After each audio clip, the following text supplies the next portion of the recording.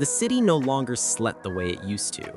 At night, its hum turned hollow, the sound of a living thing breathing through smoke and decay. From his penthouse window, Julian Cross watched the skyline flicker like dying embers, each building a monument to victories he no longer believed he'd earned. The ticking hadn't stopped. It had grown louder, weaving itself into the fabric of everything. The drip of his faucet, the rhythm of his steps, even the beating of his heart.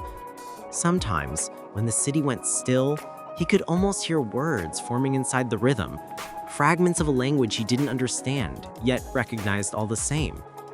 He hadn't been to court in weeks. He couldn't. His name had vanished from the firm's letterhead overnight.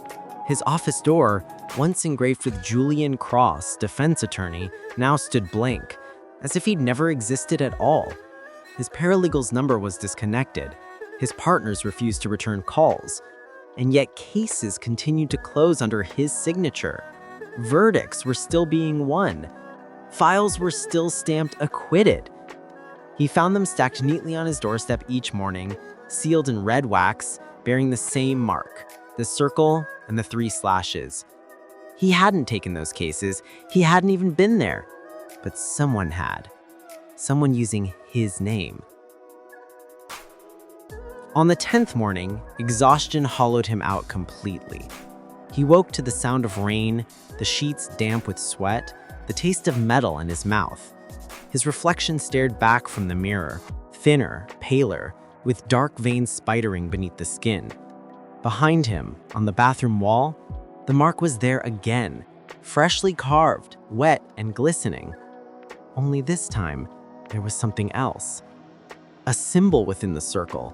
A shape like an eye, slit vertically, unblinking. Beneath it, words carved into the tile. The Arbiter sees all. The lights flickered. The air turned heavy, metallic, as if the room itself were breathing. He stumbled back, clutching the counter. The ticking began again, this time layered. Multiple clocks out of sync, echoing from every surface. His reflection blurred. For an instant, another face appeared behind his, gaunt, expressionless, its mouth moving in silence. When he blinked, it was gone. But the writing remained. That evening, he followed the sound. It led him downtown, through streets that seemed unfamiliar now. Streetlights strobing weakly, the rain falling in rhythmic patterns, almost musical. He ended up outside the old Hall of Records, abandoned for years after a fire gutted its archives. The gate was chained, but one of the locks hung broken. Inside, the air was thick with mold and ash. The walls bore scorch marks, the ceiling sagged, and every sound carried like a confession. As he walked deeper, his footsteps echoed differently, like something else was walking with him, a half step behind. Then he saw it. At the end of a corridor, a door stood half open, glowing faintly red from within. On it, painted in dripping crimson, the same symbol. The circle, the 3 slashes, and now the slit eye. He pushed it open. The room was filled with files, thousands of them, stocked floor to ceiling, each one bound in red twine, labeled in fading ink. He ran his hand across the nearest one. The name written there froze him. Julian Cross, debt initiated. He opened it. Inside were documents bearing his handwriting, contracts, case notes, signatures, dozens of them. But every signature was slightly different, each one inked in darker, redder tones. At the bottom of each page, a faint fingerprint, his own. And beneath each file, a symbol stamped into the paper. The seal of the Arbiter. He turned another page and something slipped out. An old photograph. It showed a man sitting at a bar table, candlelight illuminating a face eerily similar to his own. Not identical, but close. The same jawline, the same eyes. The date on the back read 1998, the year Julian graduated law school. He hadn't met this man before, but his signature was on the back of the photo. The same words he'd seen before, written in crimson ink. The debt is paid, the balance remains. Thunder cracked outside. The building shook. The lights above flickered, sputtering out one by one. In the dark, the ticking returned. Slow, steady, coming from the desk in front of him. He reached toward it, his hand trembling. There, resting atop the files, was an old pocket watch. Antique, gold-plated, its face cracked. The hands were missing, but it ticked anyway. As he stared at it, something wet dripped on his wrist. He looked up. A dark stain spread across the ceiling, slowly seeping downward, thick, black, pulsing.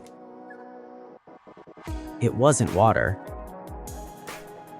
It was blood. And then from the shadows behind him came a sound that wasn't quite human. A voice made of whispers layered over time. It spoke his name. Once. Then again. Each repetition closer, clearer, until it wasn't just behind him, it was inside him. Images flooded his mind. The courtroom, the victories, the applause, and beneath it all, a single night he'd tried to forget. A midnight meeting. A deal struck in silence, a promise whispered over spilled blood and a single, shaking signature. He remembered now. The man at the bar. The candlelight. The words. Win every case, no matter the odds. The smile. Every contract has two sides, Mr. Cross. Julian collapsed to his knees, his vision blurred. The ticking reached a peach pitch. When he looked up again, the walls of the records room had changed. They weren't lined with files anymore. They were lined with portraits, every client he'd ever defended, their faces pale, eyes empty, each marked with the same bloody symbol carved in their foreheads. In the center of the room, the air shimmered. The outlines of a tall figure emerged, cloaked, faceless, holding a fountain pen that bled ink onto the floor. It pointed at him.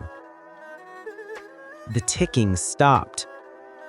And then the voice spoke once more, deep, cold, and final. The balance is due. Julian awoke in his apartment, the city silent outside. The lights worked again. The symbols were gone. His desk was clean. For a moment, he thought it had all been a nightmare. But then he saw it. On his nightstand, the same pocket watch, still ticking. And beside it, a new envelope. Inside, a list of names. Every one of them a person he'd never met, yet beside each name, his own signature. At the bottom of the page, a date. Tomorrow. And beneath it, a note written in that same crimson hand. Collection begins with the willing. The ticking grew louder again. And this time, it sounded like laughter.